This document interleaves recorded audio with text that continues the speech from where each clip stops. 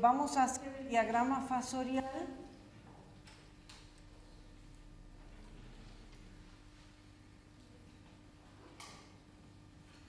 para un circuito inductivo.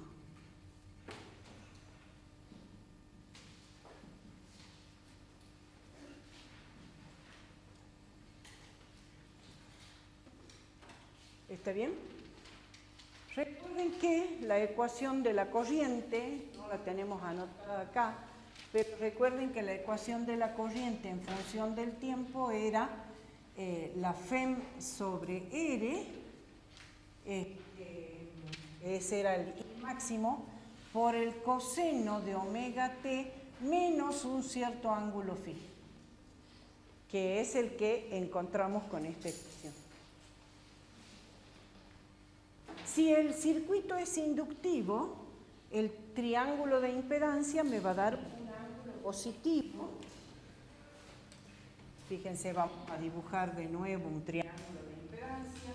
Esto L, esto omega por L y el circuito, el 1 sobre omega por C menor que el, de tal suerte que la impedancia me da hacia arriba y el ángulo de desfasaje es positivo. ¿Cómo voy a dibujar el diagrama fasorial? Como la ecuación acá tiene este signo menos, la caída de tensión en la resistencia, que siempre está en fase con la corriente, va a ser hacia abajo. La tengo que dibujar hacia abajo phi grados. ¿Se entiende? O sea, estos phi grados es lo que obtengo del triángulo de impedancia, como el arco tangente de omega L menos 1 sobre omega por C dividido la resistencia. 90 grados para arriba voy a dibujar la caída de tensión en la bobina, BL. Y 90 grados para abajo, pero como son vectores colineales, yo lo puedo dibujar así, ¿no es cierto? Le resto el 1 sobre omega por C. Acá sí, pero claro que es sería el BC, ¿está bien? Porque la ecuación es con el menos phi. Entonces lo dibujé para abajo. Lo que estoy poniendo mal son las nomenclaturas, o sea, el verde era BL, porque el diagrama fasorial este es de tensiones, ¿se entiende? El C, el azul, vamos a dibujarlo un poquito más grande, el azul sería la caída de tensión en el capacitor. Y había dicho que este era BR, que estaba en fase con la resistencia. La suma vectorial de estos, es decir, trazando el paralelogramo, me da la FEM en el eje horizontal. Este es el valor de la FEM máxima. ¿Se ve bien el dibujito?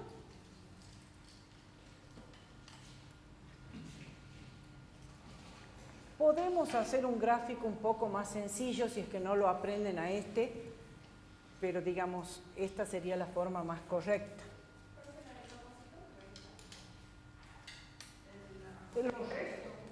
Porque es 90 grados para abajo, sí, podría haberlo dibujado primero acá y después correrlo, ¿no? 90 grados para abajo es BC y después lo corro para sumarlos vectorialmente. Ahora veamos en el circuito capacitivo para que ustedes vean la diferencia.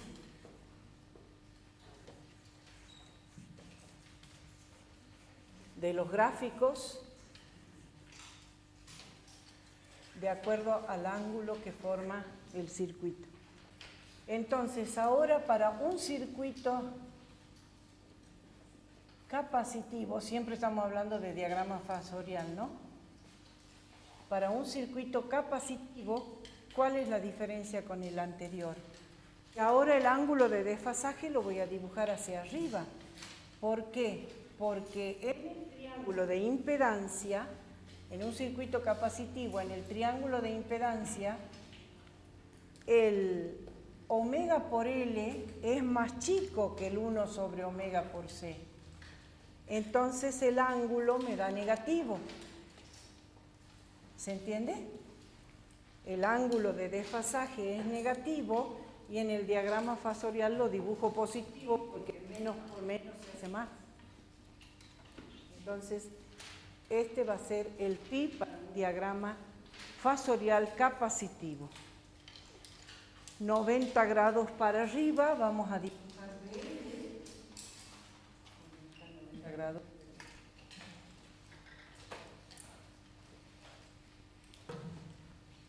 Entonces el BL lo dibujamos 90 grados hacia arriba. Y el BC, 90 grados hacia abajo. Y acá también tengo que traer el vector para restarlo, ¿se entiende?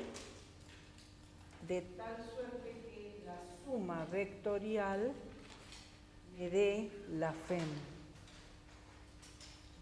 O sea, le resto BC menos BL y se la sumo a la caída de tensión en la resistencia y el resultado es el vector de la FEM.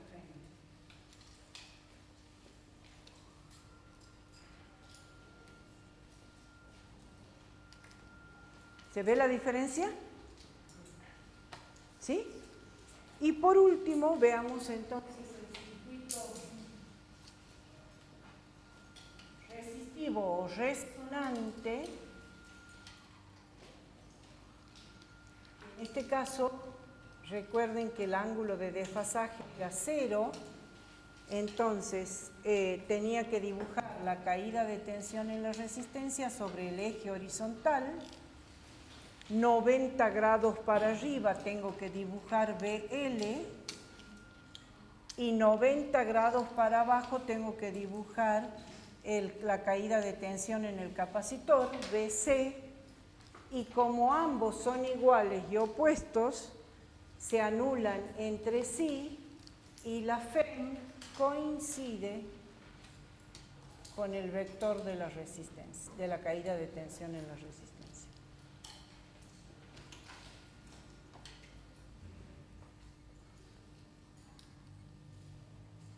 ¿Se entiende? ¿Sí? Bien. Si lo entienden, entonces les va a ser más sencillo para poder calcular un ejercicio de corriente alterna dependiendo de los datos que les den, por supuesto. ¿Está? Bien. Veamos entonces ahora cómo son las ecuaciones de las caídas de tensión en cada uno de los elementos, que no lo escribimos acá. Entonces acá vamos a decir las ecuaciones de las caídas de tensión en función del tiempo.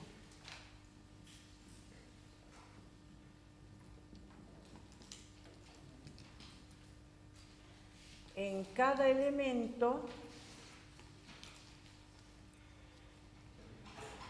son la caída de tensión en la resistencia, sabemos que es I0 por R, pero como I0 es función del coseno de omega t, aquí también resulta que la caída de tensión es función del coseno de omega t.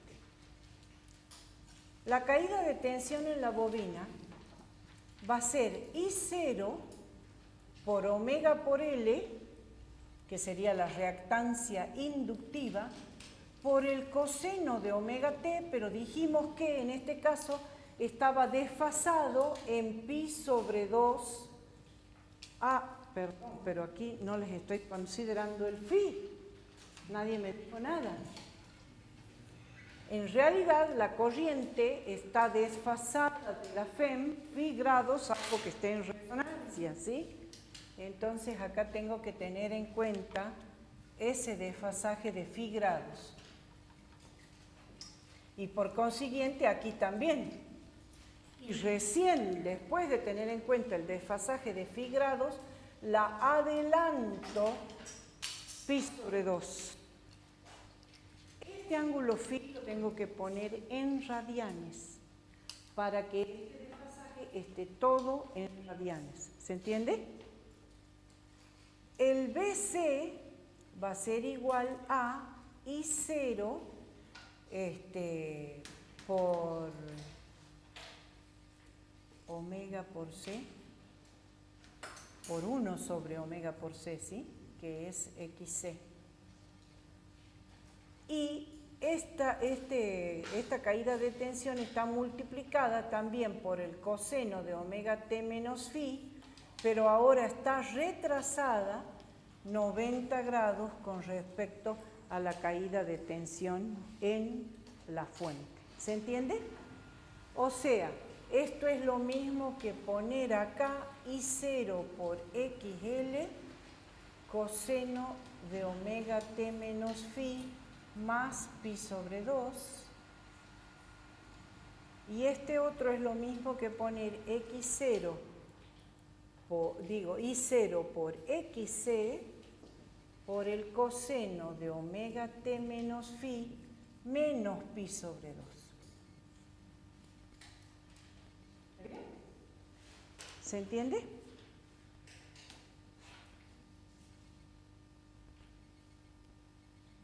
Y la suma vectorial, como les digo, les da la FEM, que es función del coseno de omega t nada más. ¿Se entiende? Bien. Veamos ahora cuáles son los valores máximos de esto. El valor máximo de cada uno de los elementos es justamente la FEM. ¿A dónde tengo omega? Sí.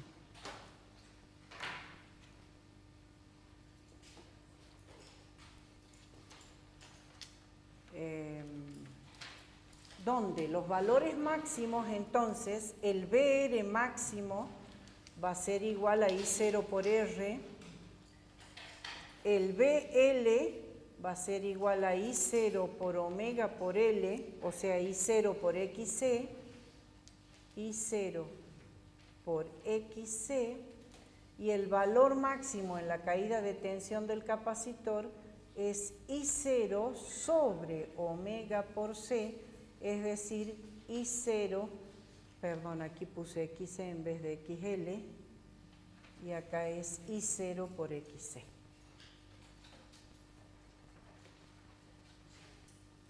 Bien. Con esto estamos en condiciones de calcular entonces un circuito de corriente alterna. Pero tendríamos que hacer el análisis energético, igual que hicimos en los circuitos de corriente continua, ¿sí?